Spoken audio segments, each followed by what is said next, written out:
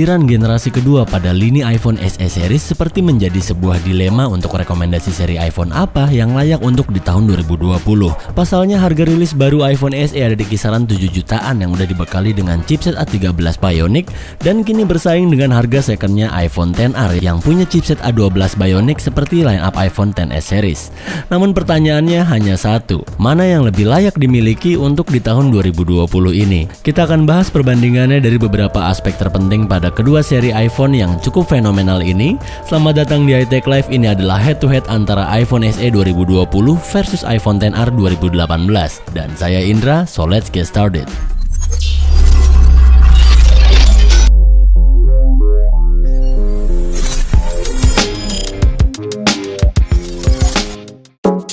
Dimulai dari segi desain, mana yang lebih baik? Seperti yang udah kita ketahui, iPhone SE punya grand design layaknya seperti iPhone 8 series. Begitupun juga iPhone XR. Pada awal perilisannya, iPhone XR ini gue sempat bilang kalau iPhone XR ini juga layaknya seperti kasta iPhone 8 series, dimana material finish yang digunakan itu tetap menggunakan aluminium pada bagian bezelnya. Berbeda dari line-up iPhone X, XS yang lebih punya premium finish dengan stainlessnya. Kalau kita bandingkan desainnya secara langsung antara iPhone XR dengan iPhone SE 2020, di sini emang 11-12 banget ya kelihatannya. Super mirip, apalagi warna yang kita compare di sini sama-sama hitam. Lalu ada single kamera sistem, aluminium bezel dan glass finish pada bagian belakangnya. Mungkin satu-satunya perbedaan hanya ada pada bagian display dan posisi logo Apple-nya. Di iPhone SE ini lebih minimalis kayak iPhone terbaru, udah di tengah logo Apple-nya dan gak ada tulisan iPhone-nya lagi. Bener-bener clean dan simple banget desainnya. Jadi lebih bagus mana desainnya? Gua rasa ini balik ke selera kalian masing-masing aja lah ya. Buat gua karena material finish yang digunakan sama, jadi gua anggap seri lah untuk keduanya sama-sama bagus.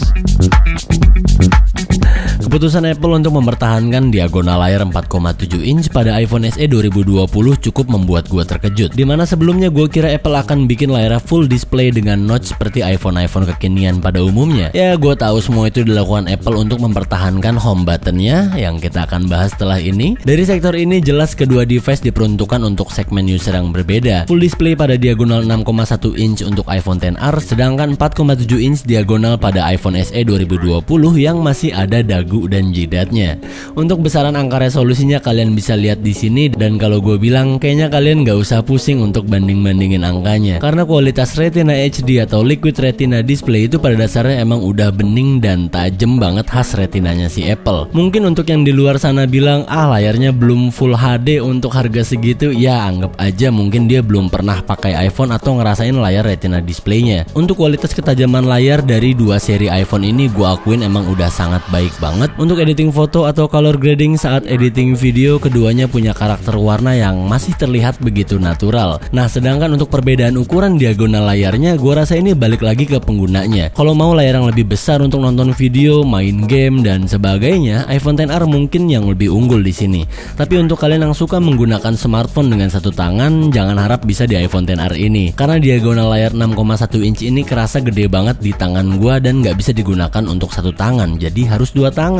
Solusinya ada di iPhone SE. Diagonal layar 4,7 inch emang unggul banget dari sisi praktisnya untuk digunakan dengan satu tangan. Buat nonton video, main game, buka sosial media juga sebenarnya masih enak-enak aja kok di layar iPhone SE ini. Pas masuk kantong juga rasanya lebih enak karena nggak begitu gede ukurannya. Ya, seperti yang gue bilang, kedua seri ini emang layaknya diperuntukkan untuk segmen pengguna yang berbeda. Tapi kalau disuruh milih, gue akan pilih iPhone XR mungkin, karena kebanyakan produktivitas gue di iPhone itu untuk editing video. So, pastinya gue butuh workspace yang lebih besar. Tapi kalau urusan kenyamanan dalam genggaman, jelas iPhone SE pilihan gue karena kerasa jauh lebih compact. So, bagaimana dengan kalian? Sistem keamanan menjadi satu-satunya alasan adanya perbedaan ukuran diagonal iPhone SE yang masih ada poni dan dagunya, sedangkan iPhone XR udah punya full display dengan notch. Ya, namun untuk urusan display udah kita bahas sebelumnya. Saat ini kita berbicara antara True Depth sensor pada iPhone XR dengan Touch ID sensor pada iPhone SE 2020. Di sini gue agak bingung sih ya untuk pilih yang mana. Keduanya punya keunggulan di momen-momen tertentu. Touch ID pada iPhone SE itu lebih simple, tinggal dipencet aja tombol home-nya dan langsung masuk. Tapi malesinnya nih, nih buat kalian yang tangannya gampang keringetan mungkin akan sedikit menyebalkan juga menggunakan akses fingerprint ini. Sedangkan Face ID juga lebih aman, pengenalan wajah ya lebih keren dan kekinian gitu fiturnya. Tapi baru-baru ini ada peraturan untuk mengharuskan kita menggunakan masker saat berpergian. Jadi cukup nyebelin juga untuk buka masker dulu kalau mau unlock iPhone atau menggunakan passcode sebagai opsionalnya. Ya keduanya punya plus minus, tapi kalau diadu lebih cepat mana, keduanya buat gue ini udah sama-sama cepet kok, hanya metodenya aja yang berbeda. Jadi bisa gue bilang di sini seri lah ya, semua tinggal balik lagi ke kalian. Lalu berikutnya lebih kencang mana performanya? Ini dia nih, ini. iPhone SE 2020 dan iPhone XR sama-sama punya RAM 3GB. Begitu cilik untuk HP yang hampir 10 jutaan. Mengkhawatirkan, membingungkan, mengenaskan. End of story, kita nggak bisa lanjut. Aku mau fokus belajar silat. Thanks for watching, until next time. Walaupun dari segi RAM kedua seri ini sama-sama punya 3GB, namun perbedaan yang sebenarnya ada di chipset yang digunakan. iPhone SE 2020 udah pakai chipset A13 Bionic seperti yang digunakan pada line-up iPhone 11 dan 11 Pro series. Sedangkan iPhone XR menggunakan chipset A12 Bionic seperti pada line-up iPhone XS dan XS Max series. Kali ini iPhone XR emang bener-bener harus salim sama si kecil iPhone SE 2020 karena chipset yang digunakan pada iPhone SE 2020 ini beda satu tingkat di atas chipsetnya iPhone XR. Untuk dari segi performa, kalau boleh jujur sebenarnya gue nggak ngerasain perbedaan yang signifikan banget kok. Ya karena A12 Bionic pada dasarnya emang udah kerasa overkill, ditambah operating system iOS yang kerasa ringan dan stabil banget.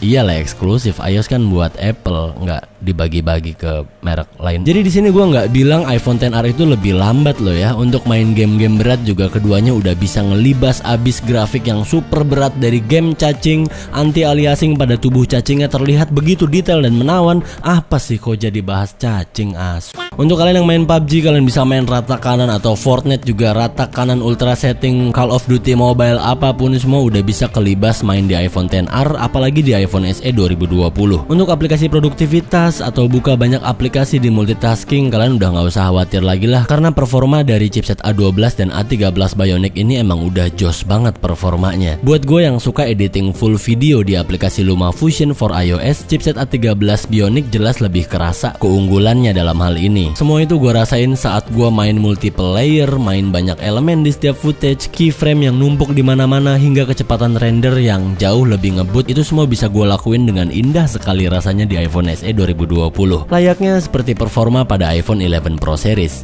Jadi kembali lagi ke pertanyaannya, lebih unggul mana performanya? At this time, mungkin gue akan pilih iPhone SE 2020 karena performanya 11-12 dengan iPhone 11 Pro gue.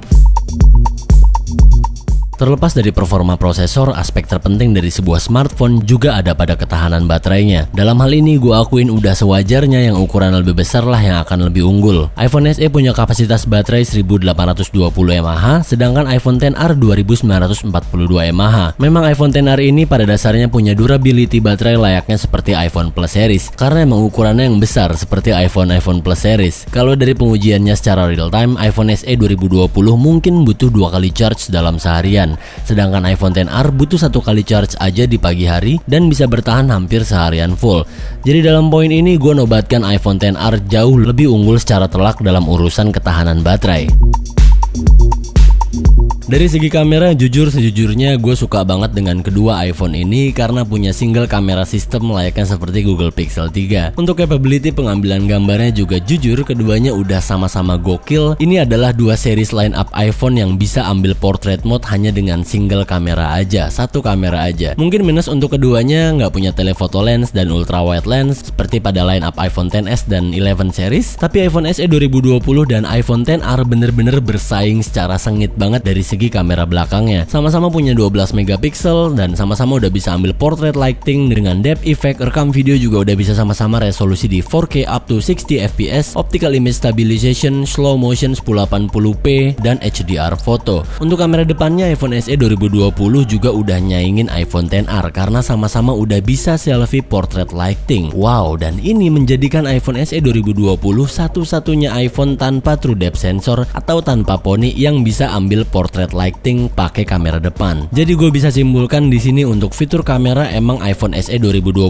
ini nggak bisa kita bilang sama aja kayak kameranya iPhone 8 karena emang level kameranya ini udah kayak iPhone XR. Sedangkan untuk hasil foto atau video yang dihasilkan, entah kenapa gue lebih suka ke iPhone SE 2020. Mungkin karena sensor kamera yang digunakan udah seperti kamera pada iPhone 11 series yang udah di backing chipset A13 Bionic untuk image processingnya. Detail warna yang lebih natural juga terlihat dari hasil iPhone SE 2020 ini. Pada pengambilan low light juga gue lihat di sini iPhone SE sedikit lebih baik dari iPhone XR, walaupun kedua seri iPhone ini nggak punya fitur night mode seperti iPhone 11 series. Begitupun gue rasain pada footage videonya iPhone SE 2020 jauh lebih baik ngehandle exposure level pada kondisi yang lagi overexposure atau di luar ruangan. Dynamic range pada hasil video kamera iPhone SE juga terlihat jauh lebih baik dan lebih natural. Tapi untuk karakternya si iPhone XR juga gue suka banget kok di sini. Karena pada dasarnya iPhone XR emang punya spek kamera layaknya seperti iPhone XS dan XS Max series. Aduh bingung.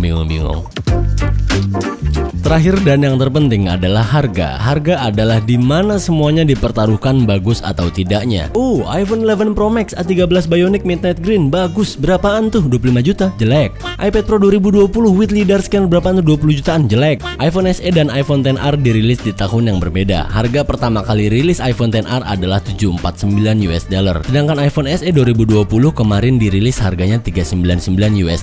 Hampir separuhnya. Andai dua iPhone ini dirilis di waktu yang bersamaan, mungkin jelas iPhone SE akan lebih diminati banyak orang. Namun iPhone XR nyatanya dirilis 2 tahun lalu di tahun 2018, yang dimana saat ini udah banyak banget beredar harga second handnya yang bisa kita temukan di e-commerce Indonesia, dimana harganya memang udah hampir sama dengan harga barunya iPhone SE 2020. Jadi itu yang membuat kalian bingung saat ini kan? Ayo ngaku. Senyum-senyum anak monyet. Gini guys, gue rasa agak nggak seimbang aja kalau kalian bandingin antara harga baru dan harga second. Terlepas dari spesifikasi yang akan didapatkan, kondisi iPhone dari fisik hingga performanya juga udah pasti berbeda antara barang baru sama barang second. Kalau gue bilang sih simple aja ya solusinya. Buat kalian yang mau cari iPhone second, mungkin mendingan kalian ambil iPhone XR. Tapi kalau kalian lagi carinya iPhone baru, mungkin bisa ambil iPhone SE 2020 atau sekalian ke iPhone 11 kalau mau nabung dikit lagi. Atau lagi nih buat kalian yang budgetnya emang ngepas dan cuma bisa beli yang second aja, mendingan kalian tunggu sampai di pertengahan atau akhir tahun 2020. Maksudnya adalah tunggu sampai iPhone SE udah mulai ada yang jual secondnya. Baru deh tuh kalian bandingin mana yang lebih murah, mana yang lebih worth it antara iPhone SE 2020 dengan iPhone XR.